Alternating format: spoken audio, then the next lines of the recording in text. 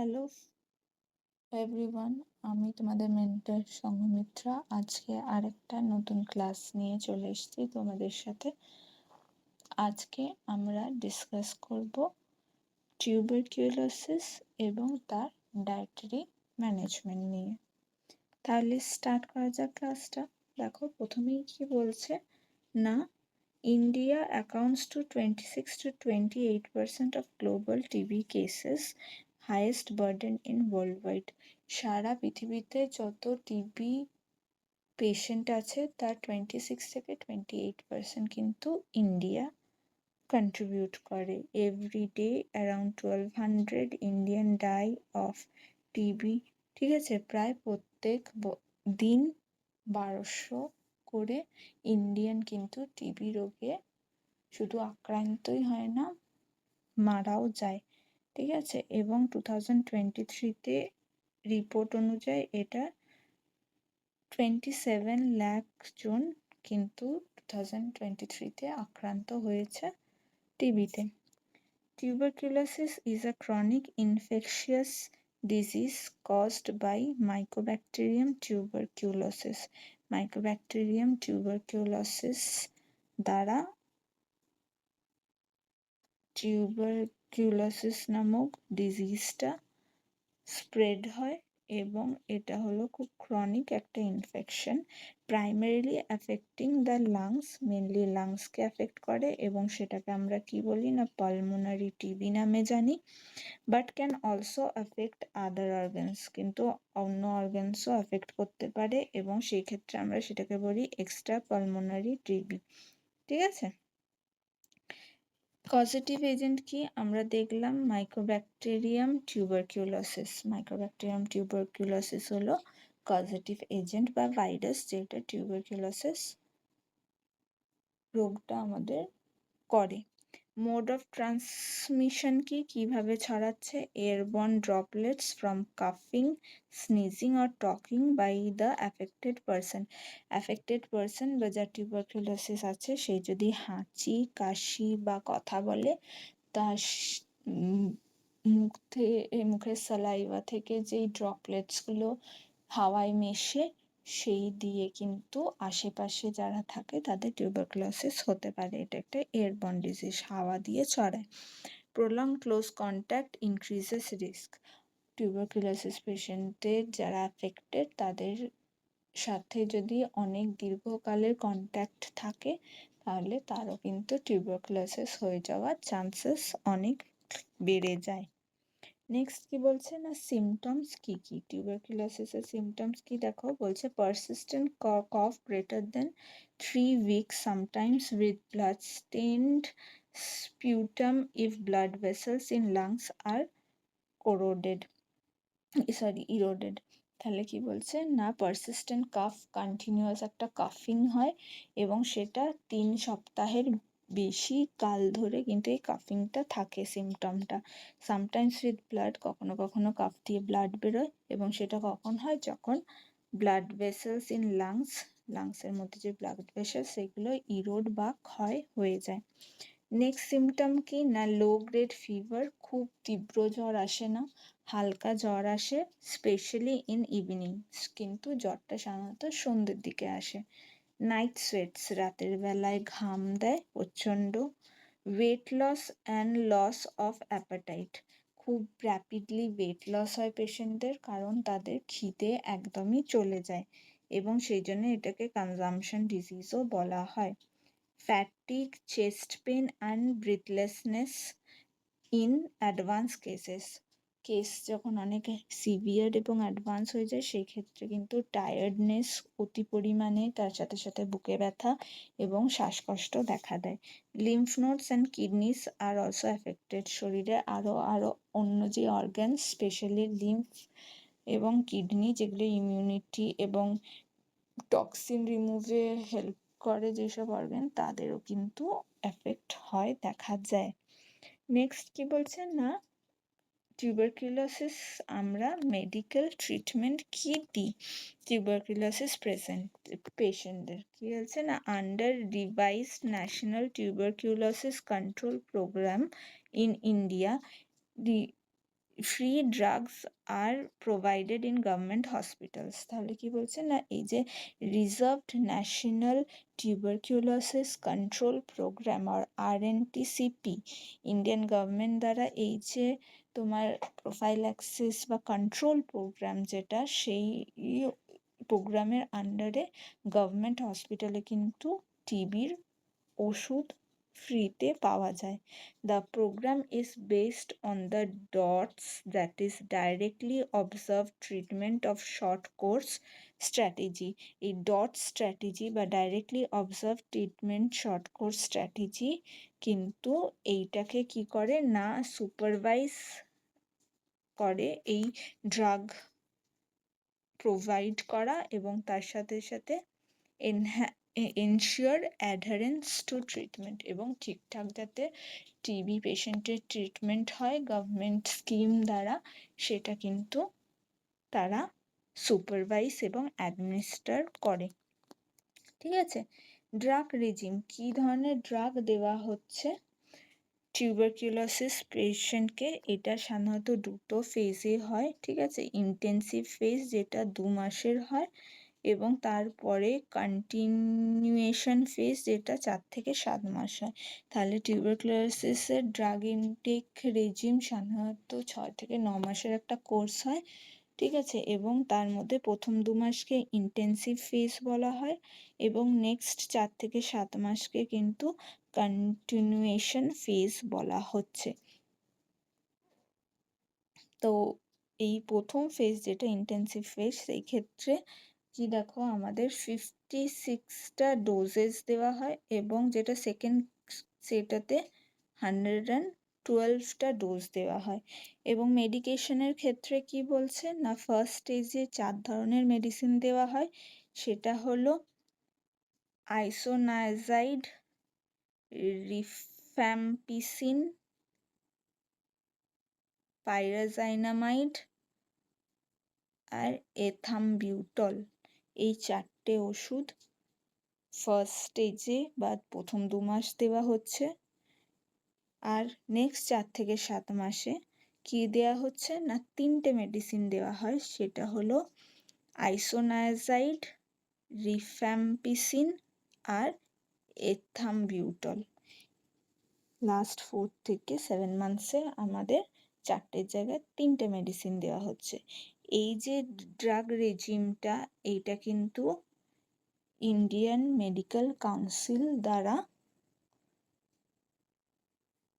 এই RNTCPর আন্ডারে অ্যাডমিনিস্ট্রেশন দেওয়া হয়।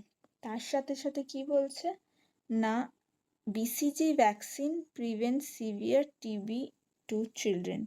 ঠিক আছে, বাচ্চাদের মধ্যে সিভিয়ার ফর্মের টিবি আটকানোর জন্য কিন্তু BCG ভ্যাকসিনও আমাদের দিতে হয়। এগুলো হলো medical treatment of tuberculosis. Next আমরা দেখব কি না, ডায়েটারি ম্যানেজমেন্ট কি করতে হয় টিউবারকিউলোসিসে। মেন গোল কি, improve immunity, prevent weight loss and support drug therapy.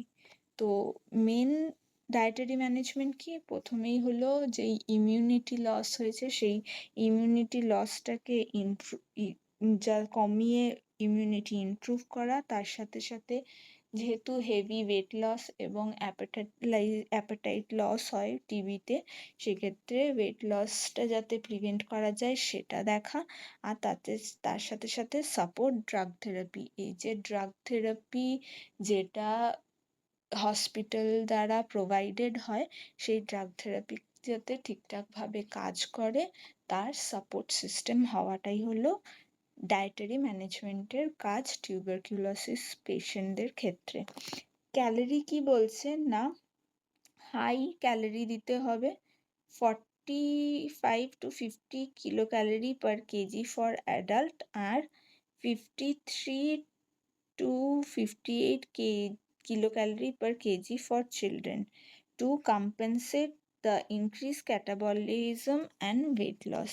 ঠিক আছে, ক্যালোরির ক্ষেত্রে কি বলছে, হাই ক্যালোরি দিতে হবে, কেন না ওয়েট লস এবং যে ইনক্রিজ ক্যাটাবলিজম হয় বডিতে, সেই জন্যে সেইটা কতটা না বড়দের ক্ষেত্রে 45 থেকে 50 কিলো ক্যালোরি পার কেজি, আর বাচ্চাদের ক্ষেত্রে 53 থেকে 58 কিলো ক্যালোরি পার কেজি।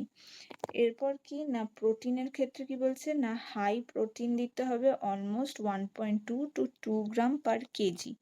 অনেকটাই হাই প্রোটিনও দিতে হয় পেশেন্টকে, প্রায় 1.2 থেকে 2 গ্রাম পার কেজি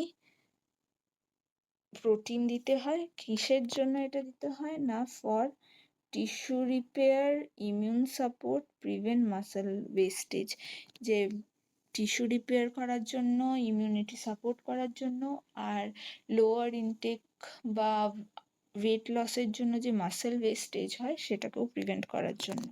তারপর কি বলছে ভিটামিনস অ্যান্ড মিনারেলসের মধ্যে vitamin A, C, D, E for immunity and healing, vitamin B complex for compensate for drug induced depletion, and calcium and phosphorus for bone health to counteract rifampicin induced bone effect। তাহলে কি বলছে না ভিটামিনসের মধ্যে vitamin A, C, D, ই এটা immunity আর হিলিংয়ের জন্য খুব প্রয়োজন হয়ে যায়।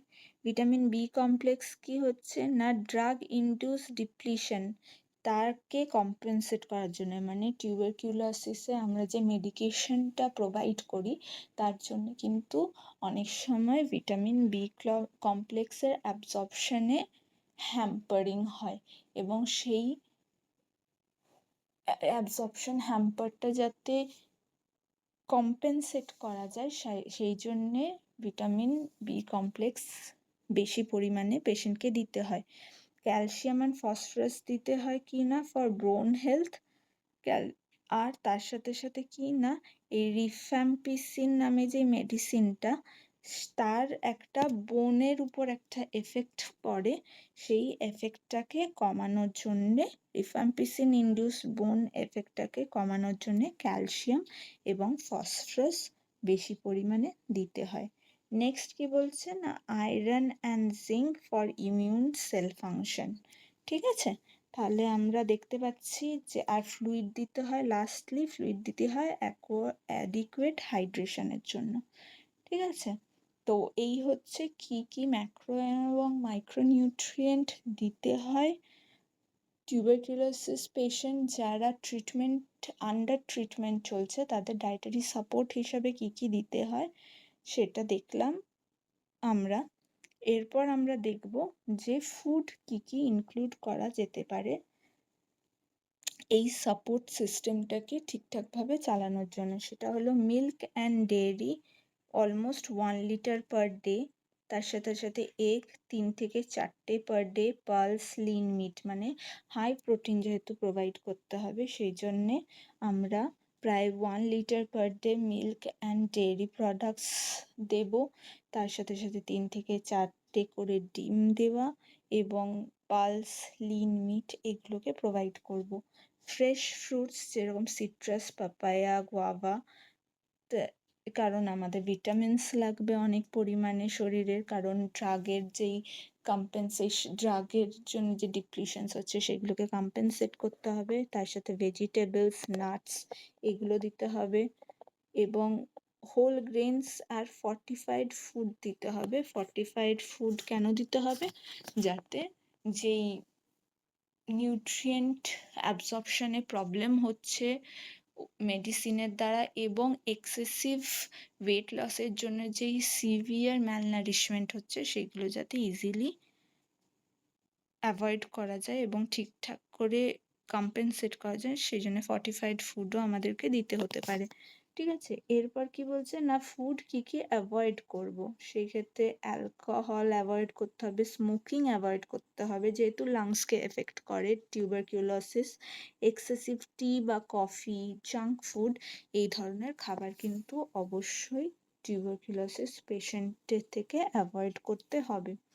ঠিক আছে, ফিডিং প্যাটার্ন, কীরকম প্যাটার্নে ফিড করব না small frequent nutrient dense meal every 3 to 4 hours. প্রত্যেক 3 থেকে 4 ঘন্টা অন্তরে অল্প এবং নিউট্রিয়েন্ট ডেন্স ফুড, যেই খাবারে অনেক বেশি nutrient, high protein, high calorie, rich in vitamins and minerals এবং ইনাফ ফ্লুইড হবে, সেই ধরনের নিউট্রিয়েন্ট ডেন্স খাবার ব্যালেন্স ডায়েট কিন্তু পেশেন্টকে দিতে হবে, কারণ সিভিয়ার ওয়েস্টেজ হয় পেশেন্টের এবং নিউট্রিয়েন্টের অনেক অভাব হয়। লাস্টলি কি বলছে না, দেখো, rest, fresh air and good nutrition are the key elements to recover from TB. TB থেকে রিকভার করার সব থেকে মেন কিন্তু এলিমেন্টস কি, ফ্রেশ রেস্ট নেওয়া, ফ্রেশ এয়ার ইনটেক করা এবং ঠিকঠাক গুড নিউট্রিয়েন্টওয়ালা খাবার খাওয়া। ঠিক আছে, এখানে দেখো একটা টিউবারকিউলোসিসের ডায়েট চার্ট আমরা যদি দেখি, প্রায় 2730 around almost 3000 kilocalorie per day around কিন্তু তাদেরকে নিউট্রিয়েন্ট দিতে হয় এবং high protein almost 60 gram and above protein দিতে হয়, 555 গ্রাম কার্বোহাইড্রেট দিতে হয়, সোডিয়াম ক্যালসিয়াম অনেকভাবে দিতে হয়, ফ্যাট দিতে হয় প্রায় 30 গ্রামের মতন। এটা হচ্ছে টিউবারকিউলোসিসের একটা ডায়েট, মোটামুটি পেশেন্টকে কতটা দেওয়া যেতে পারে। স্পেশালি আমাদেরকে মাথায় রাখতে হবে কিন্তু ক্যালোরিটা অলমোস্ট 2730 অ্যারাউন্ড 2500 টু 3000 কিলো ক্যালোরির মধ্যে কিন্তু আমাদেরকে টিবি পেশেন্টের ডায়েট দিতে হয়। লাস্টলি কি বলছে না, ডায়েটের মেডিকেল ম্যানেজমেন্ট এবং ডায়েটারি ম্যানেজমেন্টের সাথে সাথে আরও কিছু কিছু অ্যাডিশনাল কেয়ার নিতে হয় নিউট্রিশনাল এই টিউবারকিউলোসিস পেশেন্টদের। সেটা কি না, অ্যাডিশনাল কেয়ারের মধ্যে management of comorbidities like HIV, diabetes. যে কোমরবিডিটি যেগুলো আছে যার জন্য টিউবারকিউলোসিসের চান্সেস অনেক বেড়ে যায়, সেই সব ডিজিজ যেরকম এইচআইভি বা ডায়াবেটিস, এই ডিজিজগুলোর ম্যানেজমেন্ট কিন্তু খুব বেশিভাবে প্রয়োজন। নেক্সট কি বলছে না, psychological support for treatment adherence. টিউবারকিউলোসিসে কিন্তু অনেক সময় সাইকোলজিক্যালি পেশেন্ট খুব ভেঙে পড়ে, কারণ তাদের সিভিয়ার ফ্যাটিগ এবং হেলথ ইস্যুস হয়, সেই ক্ষেত্রে কিন্তু একটা সাইকোলজিক্যাল সাপোর্টও এই ধরনের পেশেন্টদের দরকার হয় এবং সেটাকে প্রোভাইড করা উচিত। এর সাথে সাথে কি দেখবো আমরা, দেখো কিছু কিছু গভর্নমেন্ট স্কিমস আছে, ঠিক আছে, টিউবারকিউলোসিস পেশেন্ট।